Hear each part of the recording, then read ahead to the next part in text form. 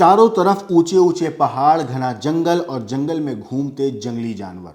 दूर दूर तक इंसानों की कोई बस्ती नहीं, पुलिस चौकी भी कई किलोमीटर दूर।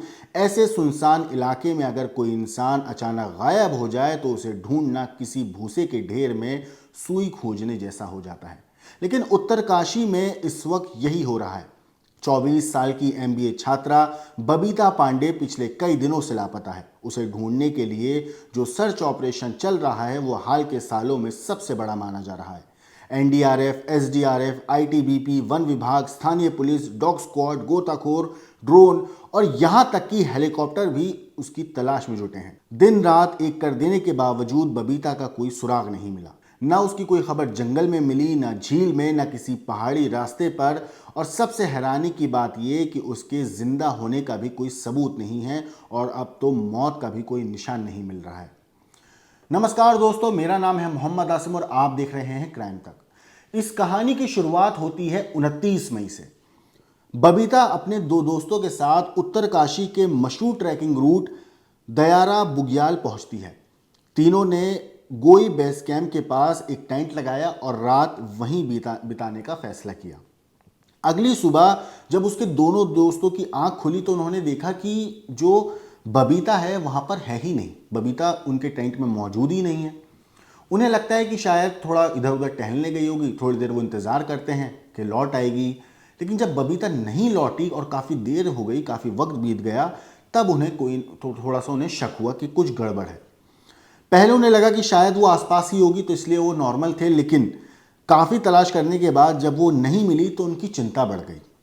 मगर हैरानी की बात ये थी कि बबीता का बैग, बबीता का बाकी जो सामान था, वो सारी चीज़ें टेंट में मौजूद थी। जो चीज़ नहीं मौजूद थी वो थी बबीता। बबीता गायब थी। किसी को नहीं पता कि आखिर बबीता कहाँ चली गई। इसके बाद दोनों दोस्तों ने पूरे दिन उसे ढूंढा, लेकिन जब कोई सफलता नहीं मिली तो उन्होंने इस मामले में पुलिस को इत्तला दी। जांच शुरू हुई तो एक और चौंकाने वाली बात सामने आई। दरअसल बबीता जो है अपने घर से ये कहकर निकली थी कि वो अपनी सहेलियों के साथ ट्रैकिंग पे जा रही है, लेकिन परिवार को ये नहीं पता था कि वो दो लड़कों के साथ ट्रैकिंग पर जा रही है। आपको बता दूं परिवार को इस बारे में जानकारी ही नहीं थी कि वो जिन लोगों के साथ ट्रैक पर जा रही है दरअसल वो दो लड़के हैं, क्योंकि बबीता ने अपने परिवार को ये बताया था कि वो अपनी सहेलियों के साथ जा रही है। इस मामले में जब बबीता की माता जी से हमारे संवाददाता ने बात करी तो उन्होंने क्या कुछ कहा है, एक बार आप सुनिए। तो कब चली है वहाँ से?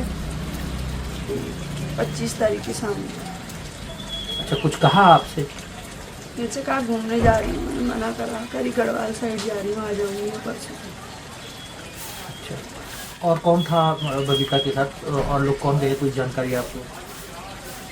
मेरी सहेलियाँ हैं, कहा इसने बताया ही नहीं। और बार भी जाती थी ना, एक बार पहले भी आई थी, दोबारा आई।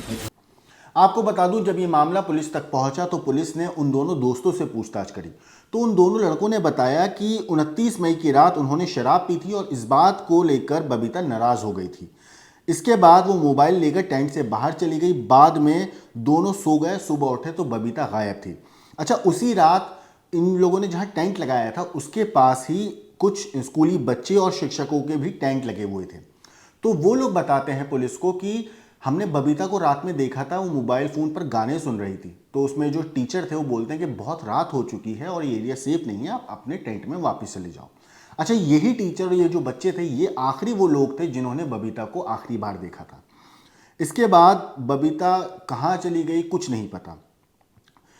अब होता क्या है, टेंट से करीब 200 मीटर दूर एक झील भी थी। तो शुरुआत में पुलिस को ये भी शक हुआ कि कहीं ऐसा तो नहीं है कि बबीता जो है गलती से रात के अंधेरे में झील में गिर गई हो।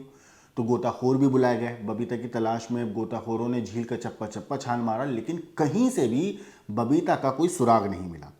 इसके बाद स्थानीय लोगों ने यह भी बताया पुलिस को कि जो इलाका है ये ऐसा इलाका है जहाँ पे भालुओं की तादाद बहुत ज़्यादा है और पास्ट में ऐसा एक्सपीरियंस भी रहा है और ऐसी हिस्ट्री भी रही है कि भालुओं ने जानवर और इंसानों पर भी हमला किया है। तो कहीं अगर ऐसा तो नहीं कि किसी जंगली जानवर ने बबीता पर अटैक कर दिया। मगर इस चीज़ को लेकर कई ऐसी थ्योरीज हैं जो अपने आप में कॉन्ट्रडिक्ट कर रही हैं, क्योंकि अगर किसी जानवर ने बबीता पर हमला किया होता तो उसके कपड़े, मोबाइल या कोई और ज़रूर जो सामान था वो ज़रूर आसपास मिलता, लेकिन ऐसा कोई भी निशान नहीं मिला है। समय बीतता गया, कुछ पता नहीं चल रहा था कि आखिर बबीता कहाँ है। तो 150 से ज़्यादा लोग उसकी तलाश में जुट गए। ड्रोन आसमान से निगरानी करने लगे, हेलीकॉप्टर उड़ाए गए, डॉग स्क्वाड को बुलाया गया, लेकिन हर कोशिश, हर जो एक जुस्तजू हो रही थी किस तरीके से बबीता को ढूंढा जाए, वो सारी चीज़ें बेनतीजा निकल रही थी। जांच में यह भी पता चला कि 29 मई की रात करीब 12 बजे तक बबीता का मोबाइल गोई इलाके में ही एक्टिव था। इसके बाद फ़ोन बंद हो गया और फिर कभी वो ऑन ही नहीं हुआ। जब रात में 12 बजे तक तो एक्टिव था, उसके बाद ऑफ हुआ, तो अभी तक वो नंबर ऑफ ही है।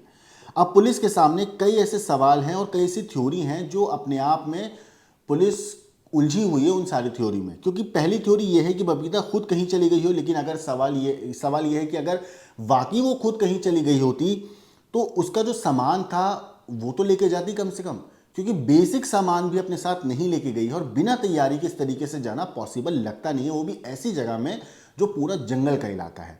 दूसरी थ्योरी ये है कि कहीं दोस्त जो उसके साथ ट्रैकिंग पे गए थे, दोनों लड़के, कहीं उनको कुछ ऐसा ज़्यादा तो नहीं पता जो अभी तक वो पुलिस को नहीं बता रहे हैं, क्योंकि कहीं ना कहीं हो सकता है कि बबीता के गायब होने में इन दोनों का हाथ हो। हालांकि इस बात की कोई पुख्ता सबूत नहीं है, कोई ऐसा सबूत नहीं है जो ये साबित कर सके कि बबीता की गुमशुदगी में उन दो लड़कों का हाथ है। ऐसे कयास लगाए जा रहे हैं कि ऐसा भी हो सकता है कि जो दोनों लड़के हैं, जो उसके दोस्त हैं, कुछ छुपा तो नहीं रहे।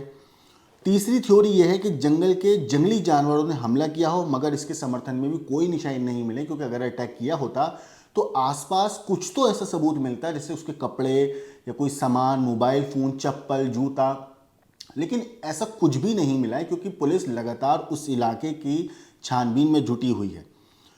और चौथी संभावना ये है कि वो रात के अंधेरे में रास्ता भटक गई हो, लेकिन अगर रास्ता वो भटकी होती तो जिस तरीके से सर्च ऑपरेशन चल रहा है, आसमान से ड्रोन हो, हेलीकॉप्टर हो, ज़मीन पर पूरी टीम लगी हुई है, तो अगर वो रास्ता भटकती भी तो किसी ना किसी की नज़र में ज़रूर आ जाती और उसको पता चल जाता कि आखिर वो है कहाँ पे।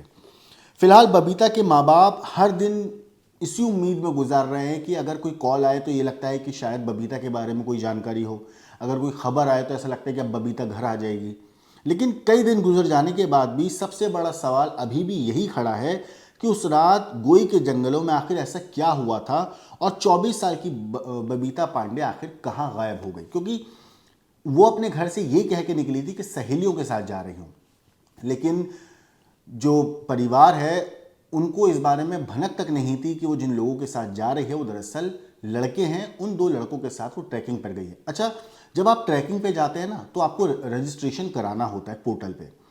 अब उस पोर्टल के भी ऊपर भी काफ़ी खामियां मिली हैं, क्योंकि बबीता के नाम से रजिस्ट्रेशन तो है, लेकिन उस रजिस्ट्रेशन में भी काफ़ी खामियां हैं, जिसके बाद इस चीज़ के ऊपर भी पुलिस ने एक्शन लिया है। जो उसके रजिस्ट्रेशन के जो पूरे लोग जिसके लिए जिम्मेदार हैं उनसे भी सवाल जवाब किए जा रहे हैं, क्योंकि जो रजिस्ट्रेशन है वो तकरीबन उतना ज़्यादा सही नहीं है जितना एक प्रॉपर रजिस्ट्रेशन होना चाहिए था।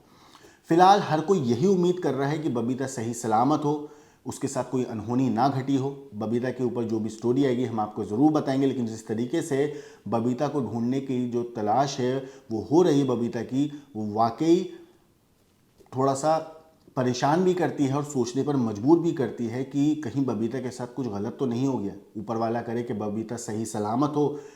उसकी तलाश में हर तरीके से मुमकिन कोशिश की जा रही है कि किसी भी तरीके से बबीता का कोई सुराग मिल जाए और वापस उसे उसके परिवार के पास भेज दिया जाए।